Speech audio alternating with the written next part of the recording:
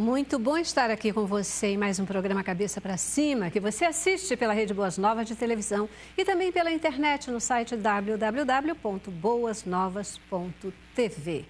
Vai aqui o nosso abraço para você, querido semeador de boas novas, você que tem estado presente conosco todos os dias, todas as horas, lembrando de orar pela Boas Novas e entendendo que a sua contribuição, ela faz toda a diferença, seja ela do volume que for. Você é muito especial. Que Deus abençoe a sua vida, que Deus mantenha a sua visão de semear na Boas Novas, entendendo sempre que quando você semeia aqui, você está fazendo missões, você está ajudando a cumprir o ID de Jesus e transmitindo as boas novas de salvação para todos os povos. Mais uma vez, muitíssimo obrigada. Você que ainda não é um semeador, pode tomar essa decisão ainda hoje. Liga agora, 21-26300, ou entra no nosso site e a qualquer hora do dia ou da noite você também poderá se tornar um semeador. Que Deus abençoe a sua vida também, tá bom? Queridos, no Brasil, mais de 370 mil pessoas já são usuárias de crack. Isso são dados de uma pesquisa recente do Ministério da Saúde e da Fiocruz. Essa pesquisa nos indica também que o crack ele já chegou nas cidades do interior e também nas aldeias indígenas. A grande questão é como que a gente pode conter essa expansão do crack no nosso país? E mais importante do que isso, como tratar os usuários de crack, fazendo com que eles se libertem dessa maldição das drogas. É o que queremos refletir com você hoje no Cabeça para Cima. E começamos com o nosso informativo. Um levantamento feito pela Fiocruz, em parceria com a Secretaria Nacional de Políticas sobre Drogas, revela que cerca de 370 mil brasileiros de todas as idades usaram regularmente crack similares nas capitais ao longo de pelo menos 6 meses em 2012. Esse número de 370 mil pessoas corresponde a 0,8% da população das capitais do país e a 35% dos consumidores de drogas ilícitas nessas cidades. Além disso, 14% do total são crianças e adolescentes, o que equivale a mais de 50 mil usuários. Segundo o governo federal, foram investidos desde 2012 R$ 1,5 bilhão em ações de implementação e custeio de serviços que atendem aos usuários de crack. E 85 das 308 unidades de rua previstas foram construídas. Segundo o órgão, o programa segue estritamente o cronograma para usar os recursos. É isso aí, é sempre bom lembrar que quando a gente fala de números de pesquisa, os números reais eles são sempre maiores, porque a pesquisa ela identifica parte da população. Então, se nós estamos falando de 370 mil brasileiros já usuários de crack, com certeza absoluta o nosso número é muito maior. Como enfrentar essa realidade? Voltamos a falar sobre o crack. E hoje, aqui no estúdio conosco, está a Deise Rodrigues Passos, ela que é psicóloga, coordenadora técnica do Centro de Recuperação para Dependentes Químicos e vai nos ajudar a refletir sobre essa questão, né, Deise? Obrigadíssima Obrigada pelo convite, muito obrigada. Isso aí. Espero colaborar. Certamente, querida. Você está trabalhando também com essa população de crack? Sim, atendemos a população de crack, né? Tanto os adultos, na unidade de adultos, como os adolescentes, né? Perfeito. Também conosco o Alex Souza Santos, ele que é educador, ele aborda e recolhe crianças e adolescentes nas ruas, essas crianças e adolescentes que usam crack e também outras drogas. Obrigada por estar aqui com a gente, Alex. Eu que agradeço, obrigado pelo convite. Tá bom? Isso aí, tem se dedicado a retirar das ruas essas pessoas que têm utilizado o crack especialmente. E a demanda é muito grande ainda, né? Na rua. A gente tem trabalhado em alguns locais, né? Como teve na Avenida Brasil, né? Aquele quantitativo de usuários de crack ali. Nós estivemos trabalhando ali também com o pessoal ali na comunidade de Jacaré, Manguinho, Mandela, entre outras comunidades também. Você é integrado a algum grupo específico para fazer esse trabalho? Isso é um movimento voluntário? Como é que é isso, Alex? Eu trabalho numa ONG chamada REMER, né? Refúgio de Meninos e Meninas em Situação de Rua. Né? É uma ONG que vem um recurso, né, de alguns empresários holandeses né, que mantém a ONG. Né? Nós não temos nenhum convênio com a prefeitura. Né? Temos até uma casa para abrir, né, mas pelas questões burocráticas realmente no Rio de Janeiro, né, não estamos podendo abrir nesse momento essa casa. Essa ONG, ela tem algum direcionamento religioso específico ou não? Isso, metodista. Metodista. Perfeito.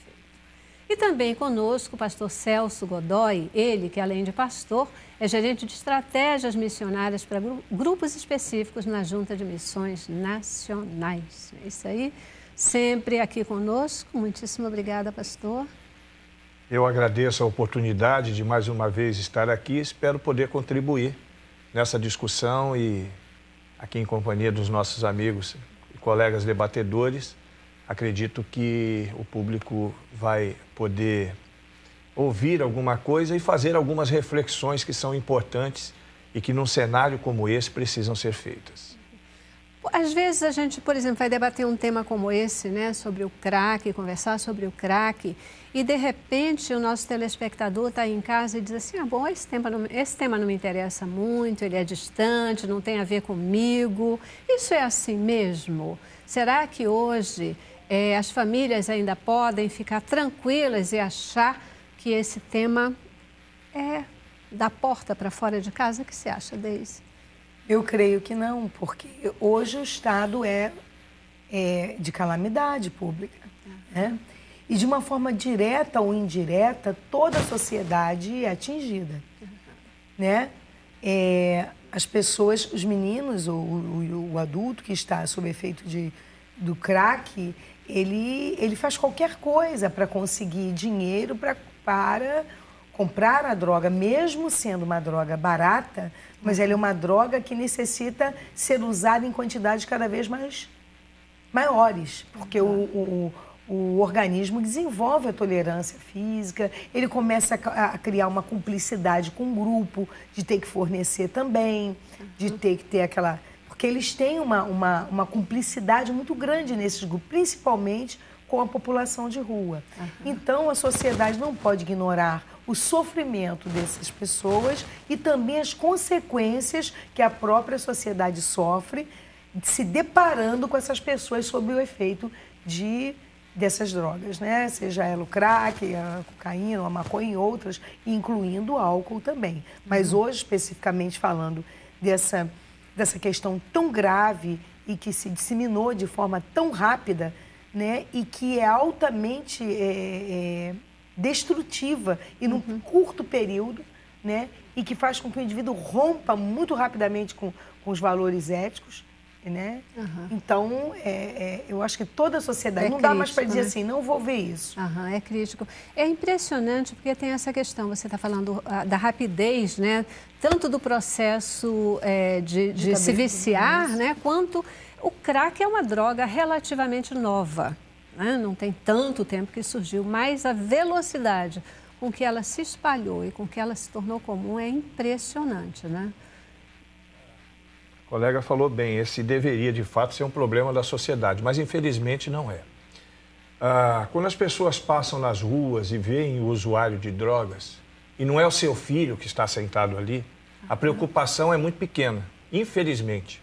Até porque grande parte da sociedade, nós conversávamos isso agora nos bastidores, entende que esse é um problema do poder público. Então, o poder público é que tem que cuidar dessa questão. E eu reconheço que o poder público tem uma responsabilidade muito grande com relação a isso. Agora, toda a sociedade civil, a sociedade organizada, a igreja, nós, enquanto cidadãos, todos nós precisamos nos preocupar com essa situação de fato. É um problema que assusta, está assolando a nossa sociedade em todos os aspectos. Agora, o problema é que quando a grande parte da sociedade, quando passa nas ruas e vê alguém lançado à própria sorte numa esquina da vida, se não for o filho dele, ele não quer nem saber. Não é um problema dele, ele não tem o que fazer com isso e não quer se envolver com essa situação. Pelo contrário, ele vai mudar o seu itinerário para não ter que passar e ver aquela situação que se agrava a cada dia. Então, só para concluir a minha visão, a sociedade precisa assumir uma posição com relação a isso. todas as áreas da sociedade, quer seja a sociedade civil, o nosso poder público, os políticos, a igreja e o cidadão de um modo geral. Nós caminhamos para uma situação de um caos no nosso país. E quem lida nessa área da dependência química, que não é só crack, os números aí que são mostrados nessa pesquisa dão conta do crack. Ela falou da bebida alcoólica, que é um problema maior ainda, né? Que talvez não tenha tanta repercussão, porque é um tipo de droga lícita, mas que traz prejuízos tão grandes para o nosso país. Enquanto a sociedade não assumir posturas firmes no combate ao uso de drogas, no combate ao tráfico, na instituição de polícias que sejam mais efetivas, no setor de saúde com mais efetividade para tratar a questão, o setor político que tenha, de fato, vontade política de rever algumas legislações, nós vamos estar sempre numa situação de grande degradação. Agora, quando eu coloquei, eu acho que a sociedade está, discordando um pouco do pastor, eu acho que ela está implicada sim. Ela pode não saber de que maneira ela vai agir, até porque toda essa situação, como foi colocado num curto período, impacta uma sociedade que está buscando saídas. É claro que o fato da sociedade estar na Cracolândia, ter esse enfrentamento, não resolve o problema. Ela não vai saber lidar com aquilo. O que é preciso é que os políticos, a bancada política, né, as pessoas que são responsáveis por tomar ações de tratamento e prevenção, elas tracem um plano de estratégia para que isso possa ser atingido de forma eficaz. Senão a gente fica acusando uma sociedade que também é vitimada. Né? Na verdade, hoje acontece da gente, às vezes, nos sinais de trânsito, etc., em alguns locais, chegam os meninos, né, crianças que se aproximam da gente, a gente tem medo.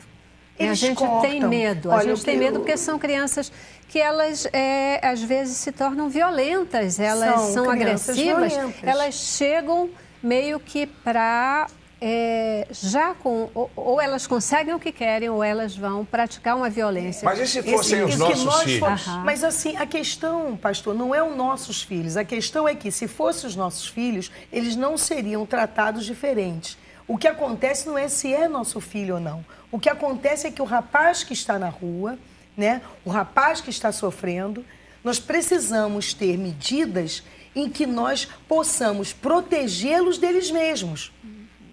Porque quando ele ataca mesmo, ele está sob o efeito de uma droga que, se não for uma pessoa preparada para fazer aquilo, porque uma mãe, um pai que está ouvindo isso agora, resolve entrar numa Cracolândia para resolver, e nosso amigo sabe disso, ele vai se deparar com uma situação de risco de vida se ele não estiver preparado. Mas não é nesse sentido que eu estou colocando, doutor. Estou colocando... Agora, a implicação social já existe, né? Mas o que eu estou colocando é que, muito embora existam ações, e a gente sabe, a gente reconhece que existem ações, mas são muito pequenas diante do problema.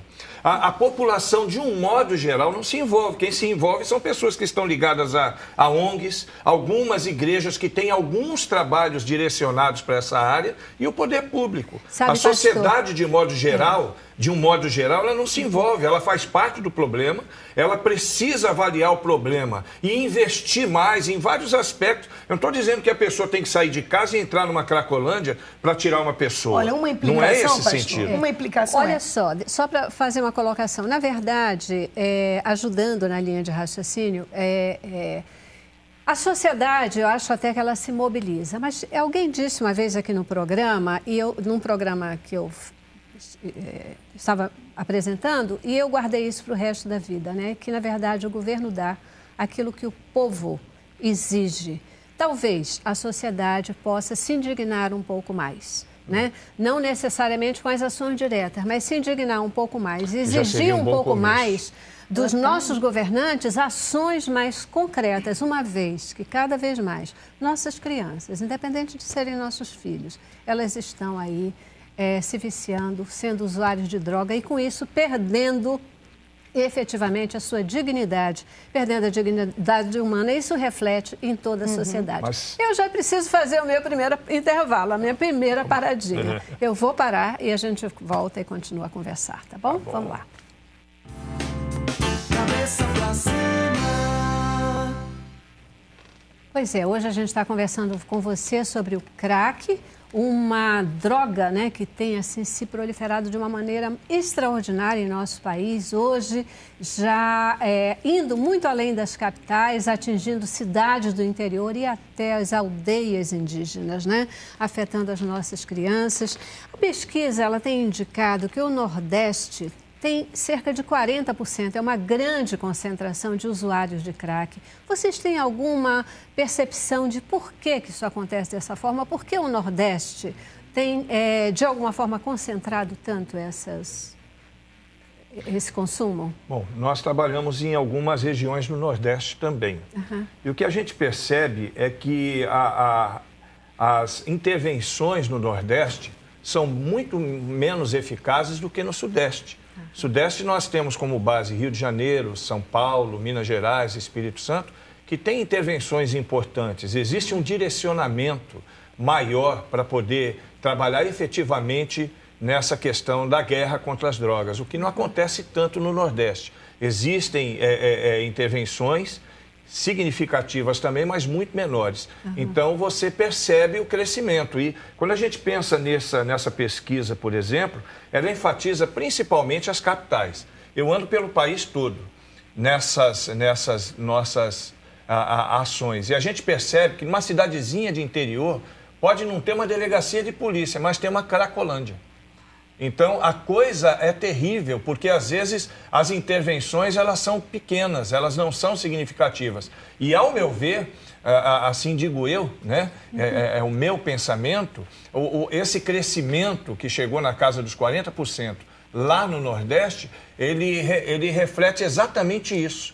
Que aqui no Sudeste existem intervenções mais interessantes, mais importantes, e no Nordeste, talvez, essas intervenções não sejam tão firmes como deveriam ser. Permitindo um crescimento maior, essa questão toda, né? A pesquisa também sinalizou que a idade média dos consumidores de crack está por volta de 30 anos. Homens consomem mais do que mulheres, né? E, na verdade, os grandes consumidores são pessoas excluídas socialmente. Isso bate com a realidade do que vocês têm vivido, das pessoas que vocês têm atendido. Alex, como é que você tem visto isso? Pelo que eu tenho visto, sim. Porque, assim, os lugares que nós temos, né, feito algumas intervenções são uma população muito humilde mesmo, pessoas que, né, às vezes não têm nem o que comer dentro de casa, né, pessoas que realmente precisam, assim, de um suporte. Porque a gente fala muito na questão de trabalhar com a criança e com o adolescente, né? É a demanda que nós trabalhamos, né? Só que, assim, é muito fácil você falar da situação que o menino está vivenciando naquele momento. Mas a questão toda, eu acredito que ainda vai muito mais além, vai uma questão familiar, né? E, assim, eu já trabalhei em um abrigo, né? E eu vi muitas famílias que às vezes não tinham nem o dinheiro para estar indo, né, visitar o filho. E aí a coordenadora, o coordenador, né, tinha que estar dando dinheiro para que ela viesse estar visitando o seu filho, né, e todas as vezes que a pessoa, às vezes, chegava a dizer que não tinha o que comer, tinha que também estar levando um alimento para casa, né, tinha que dar um suporte familiar, né, ou seja, dar um suporte para com que aquela pessoa venha continuar, né, caminhando. Só que, assim, eu vejo que o menino, a criança e o adolescente, ele precisa realmente de um suporte realmente maior, porque a gente trabalha, eu tenho atuado na rua, né, na Central do Brasil, né, e a gente tem uma tabela de crianças que têm passado conosco durante um mês. E esse quantitativo vai entre 80 meninos, né, isso variando de mês a mês. né, às vezes aqueles 80 não são os 80 que vão passar, ou seja... É uma 80 meninos e quantas meninas num grupo assim? Pouquíssimo, às vezes chega até 7 meninas, o restante são meninos. Então, o quantitativo entre meninos e meninas, a demanda é muito pequena. Certo.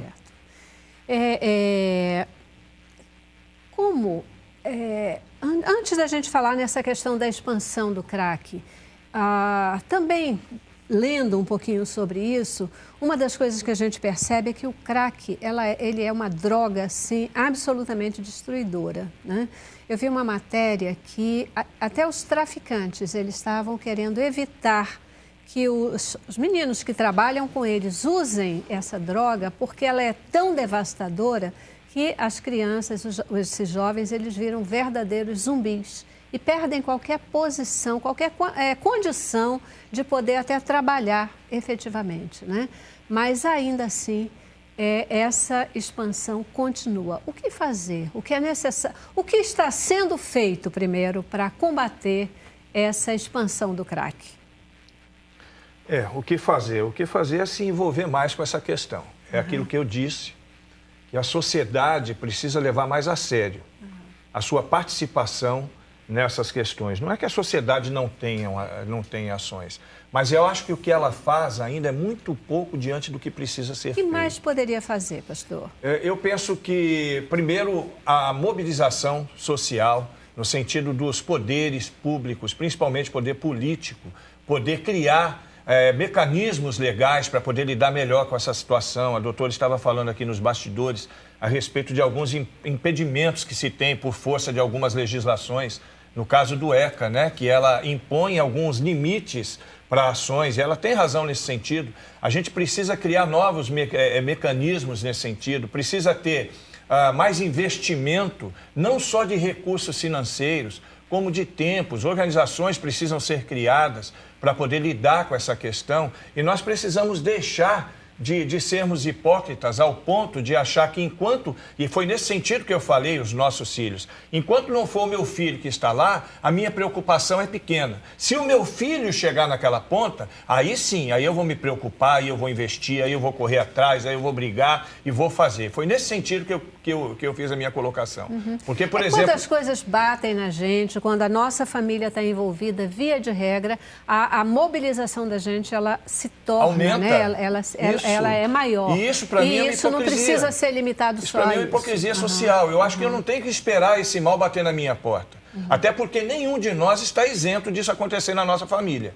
Né? O problema das drogas não é um problema só das classes baixas. Né? Eu tenho lidado com pessoas, no Projeto Cristolândia, por exemplo, nós temos lidado com pessoas. Recentemente eu encontrei um médico que é cirurgião, que de vez em quando ele fica alguns dias na rua envolvido com drogas. E eu disse para a família dele que se ela não fizesse uma intervenção no sentido de levá-lo para um tratamento, um acompanhamento, que eu ia denunciá-lo no Conselho Regional de Medicina, que é um absurdo. Um cirurgião que trabalha, né? Você vê nas ruas advogados, você vê pastores, você vê pessoas de todas as áreas da sociedade, pessoas, assim, eu vou colocar entre aspas, de bem, né? Pessoas de uma melhor posição socioeconômica que estão lá também. Aí o que acontece? Eu, como pastor, e eu atendo muitas pessoas que vêm com esses problemas até nós, você vê que quando ele tem um problema na família, o discurso é um.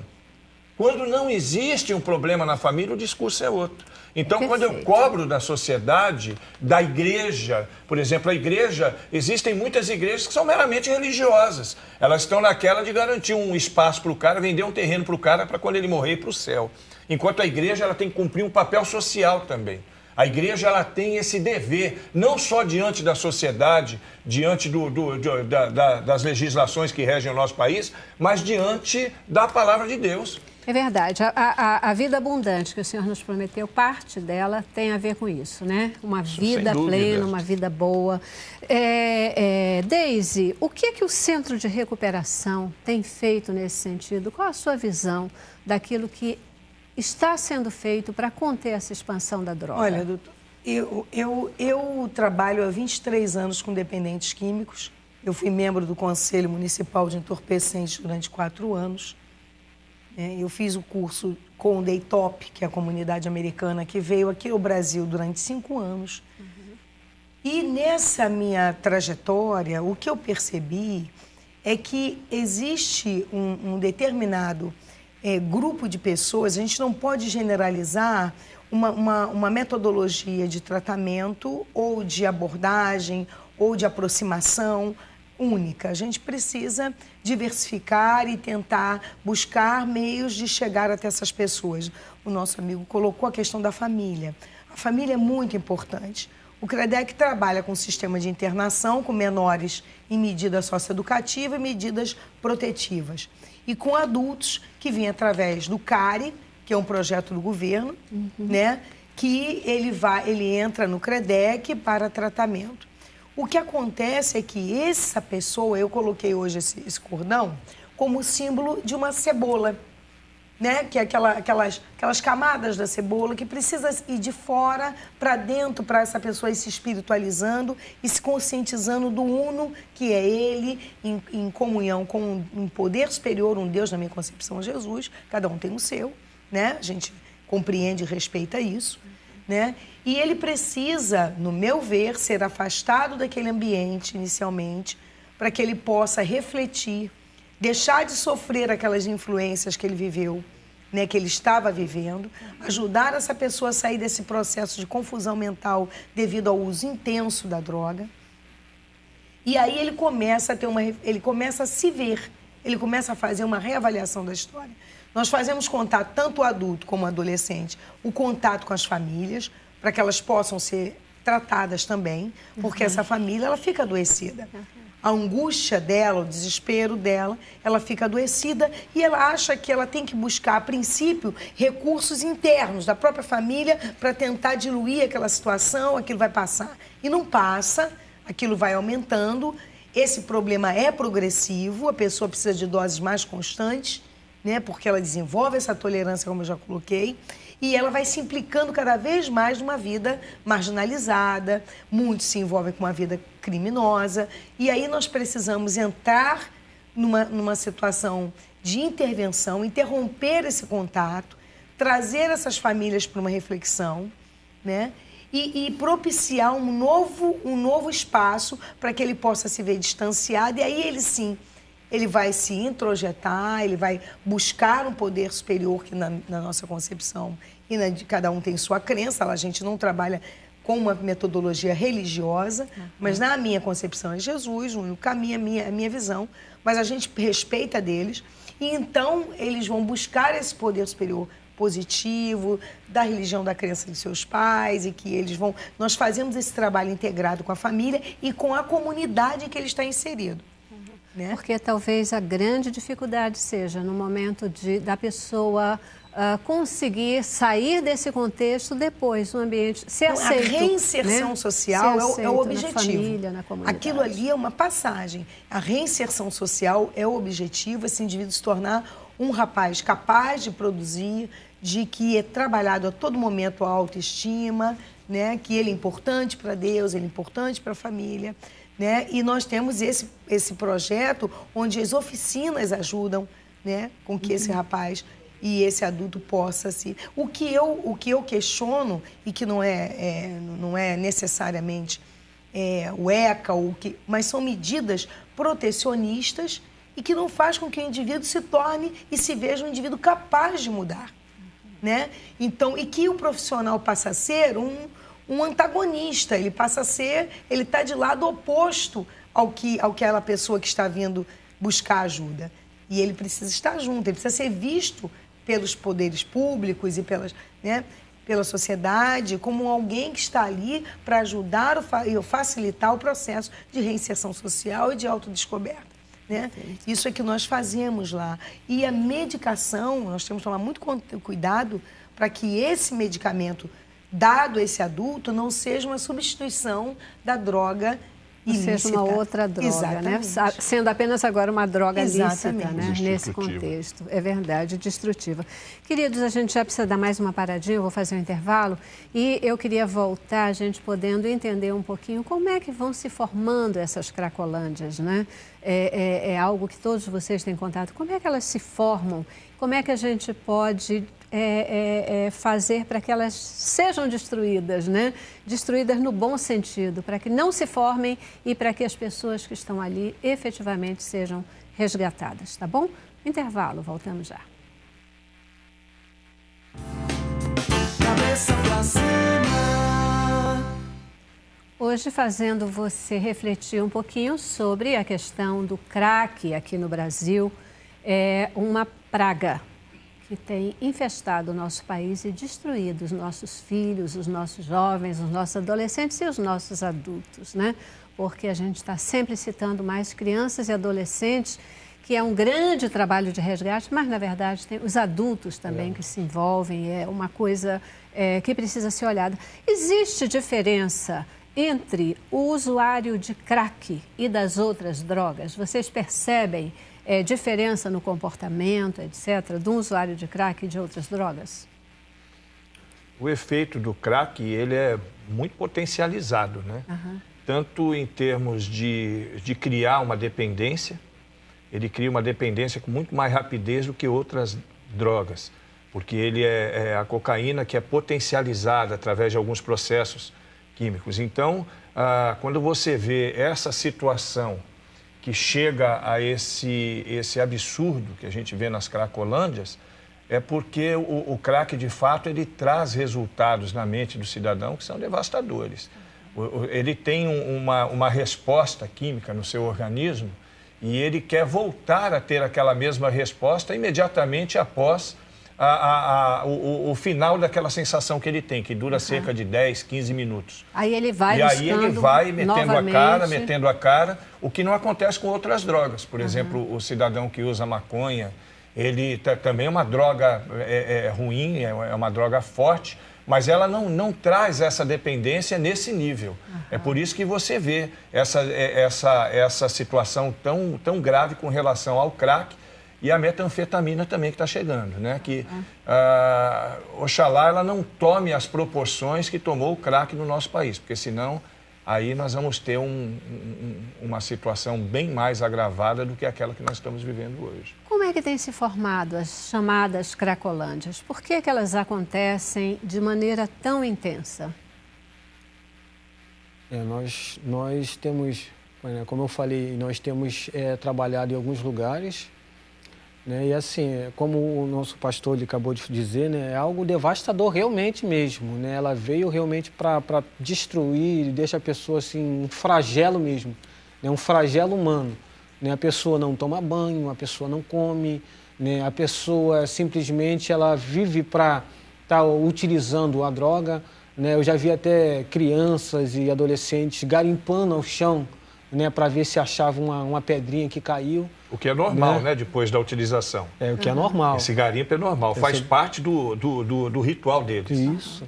E as pessoas, elas acabam se juntando nesses locais chamados cracolândia porque elas são expulsas de casa, porque elas não têm para onde ir, não têm um abrigo, não têm um local público que elas possam ser tratadas, aí elas vão... É isso que forma? Eu penso que seja um conjunto de situações, né? A questão emocional, né? A dificuldade financeira, social, né? A falta essa falta de recurso, né? Essa falta de conscientização que o nosso pastor ele falou, né? Acaba dificultando um pouco mais, né? Então, para mim, está sendo, infelizmente, uma coisa que está sendo normal. As pessoas estão achando que é simplesmente normal e, como o pastor falou, se não se conscientizar, né, vai tomar uma proporção tão grande... Pior, né, ainda do que a gente já tem nesse momento, né? Eles se reúnem porque, assim, eles saem de casa, porque os valores vão mudando, os problemas familiares, que já tem uma família, muitas vezes, disfuncional, eles saem de casa... Né? Nós já temos aí casos muito antigos de alcoólatras pelas ruas, jogados em população de rua.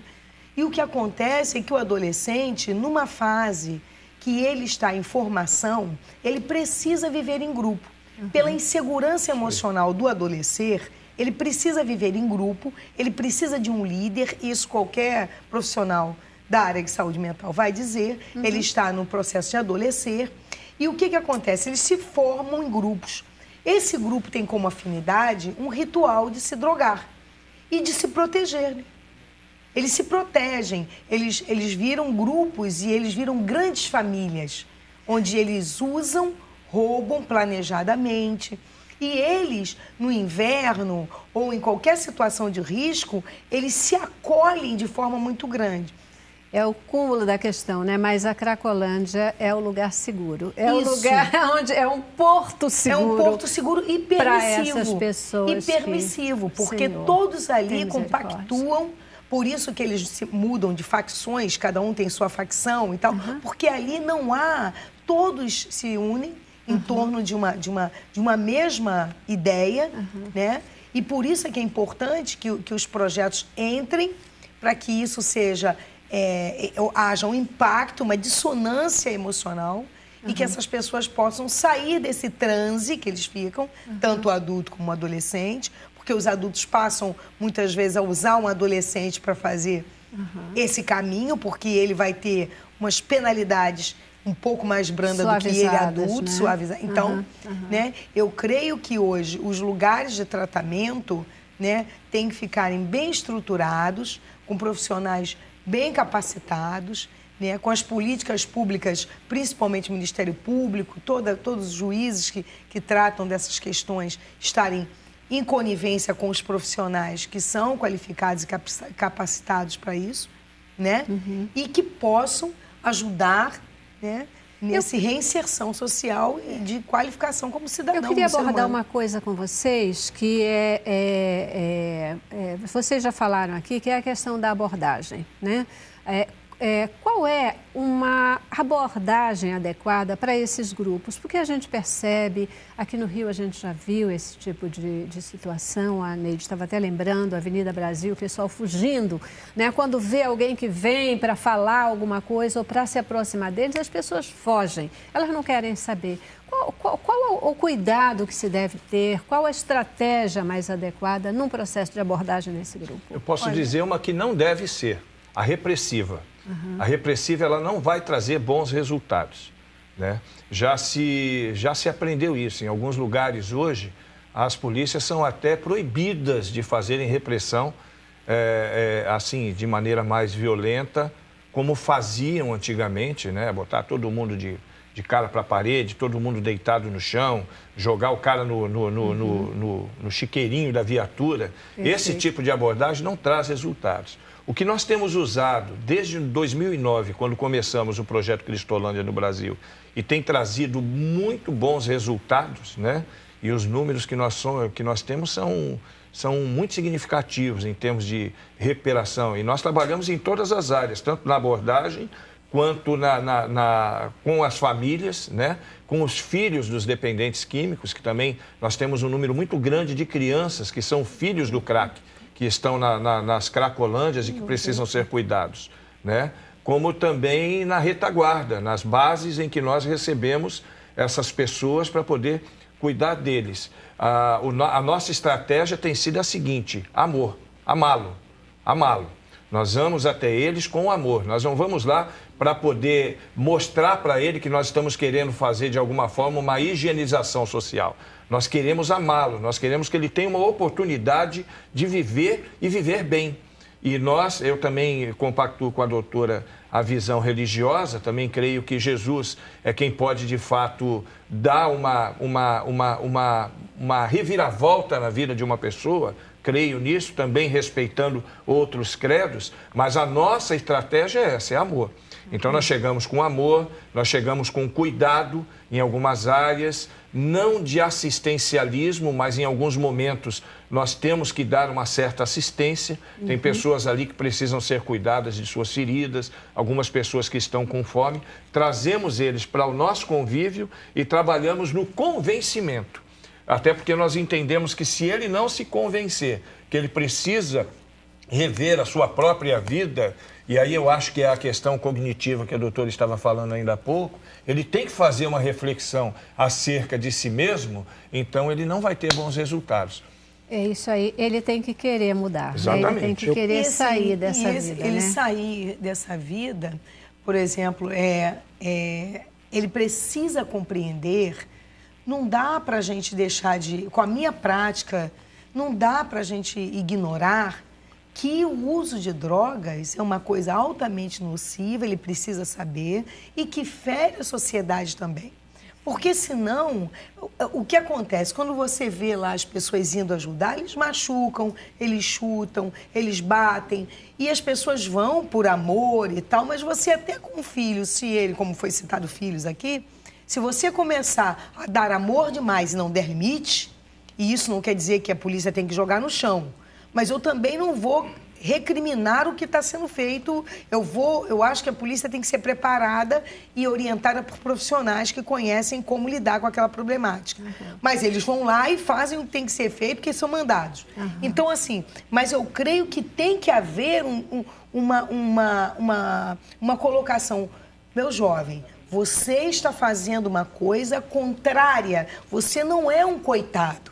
Você não é um menino que está fazendo isso com você só porque você não teve amor. Não pode ser Mas piegas, tem que fazer né? isso em amor. Fazer em amor. Tem que levar essa reflexão em amor. Eu não estou dizendo que não tenha, pastor. Eu estou perfeito. refletindo em cima de uma outra questão. Não é um Amor coitadinho. nos motiva, Não é um coitadinho. Ele tem uma atitude que precisa ser mudada e que ela é danosa para ele e para a sociedade. Mas é exatamente isso que nós fazemos. Levar uma reflexão de si mesmo. Perfeito. É isso com relação a ele, a sua família hoje, e a sociedade. Por que a gente coloca isso? Porque eu sou uma ex-interna de onde eu trabalho, minha mãe faleceu de overdose, eu vivi numa família, nós conseguimos sair, eu trabalho há 23 anos, já tratei de quase 10 mil homens internados e 27 mil familiares, né? Então, assim, e hoje, já há alguns anos com adolescentes, não só no trabalho de rua também, onde eu ia para os locais conversar com os jovens, né? E assim, hoje o que a gente precisa é que ele compreenda que não há, com muito amor, tem uma frase que diz assim, o amor com limite, né? Amor exigente. É uma organização muito importante, inclusive. O amor, ele exige que muitas vezes nós tenhamos atitudes firmes, concretas, atitudes que elas nem sempre vão agradar o outro, mas elas são feitas porque a gente ama. Deus faz isso com a gente, né? Deus nos ama e muitas vezes, porque Ele nos ama, Ele nos dá limite, Ele nos dá punições. Por aqui, não por isso aqui. aí. Mas o amor em si, ele pressupõe os limites. Exatamente. Eu já preciso ir para o intervalo, tá bom? Antes de ir para o intervalo, eu tenho um recadinho para você. Você vai ouvir o meu recadinho e logo depois nós voltamos, nós fazemos o intervalo e voltamos com boa música. Voltamos com a Viviane Alves. Desculpa. Há quanto tempo você sonha em ter seu próprio negócio? Que tal uma atividade que garanta excelentes ganhos e a oportunidade de mudar de vida? A Rinodê é uma empresa brasileira de cosméticos e bem-estar que atua há mais de 20 anos no mercado com alta tecnologia e qualidade em mais de 300 produtos, com lucro de 100% em todas as vendas. Acesse www.rinodê.com.br e cadastre-se hoje mesmo com o ID 110307 e torne-se um consultor. Rinodê, 20 anos fazendo sua vida melhor.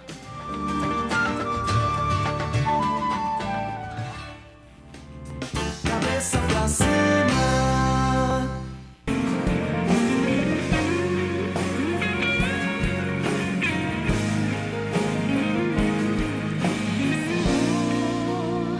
Tu conheces o meu coração, sabes de tudo que eu preciso. Mesmo quando a incerteza vem, teu amor me faz ir além. Eu preciso aprender mais de ti. Tenho muitas coisas pra mudar. Olha pra mim, ó Pai, me dê a mão, ajuda-me a caminhar. Eis aqui, eu estou.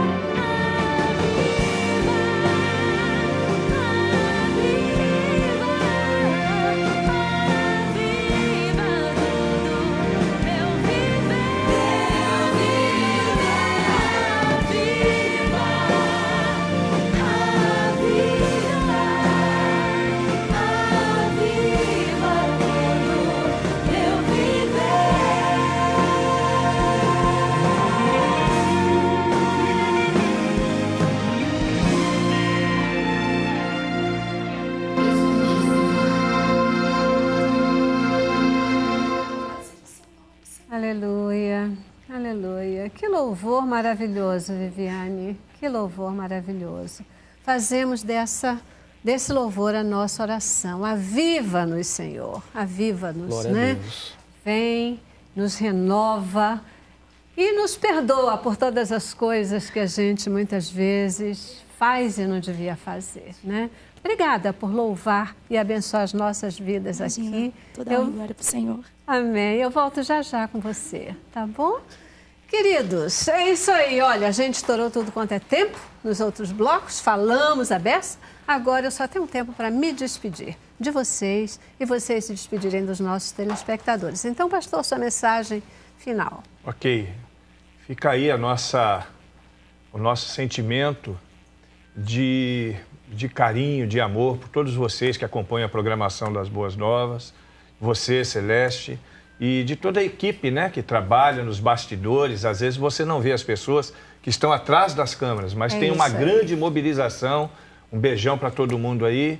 E se você tiver alguma necessidade em saber mais sobre esse assunto e quiser se comunicar conosco, o nosso telefone está aí disponível, o nosso e-mail está à tua disposição. Estamos prontos para poder falar com você e ajudá-lo naquilo que for possível e necessário. Beijão no coração de cada um de vocês. Alex, rapidinho.